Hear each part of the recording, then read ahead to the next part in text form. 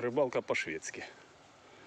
В эту сторону 3 или 4 озера можно ловить, но надо выбрасывать. А это одно, типа платка, под лицензию можно поймать и забрать домой. Вы думаете, я отдыхать приехал? Не, поработать надо будет. Ну и заодно перекусить, чем Бог послал вот тут какими-то пряничками. Ладненько, перекусим, займемся.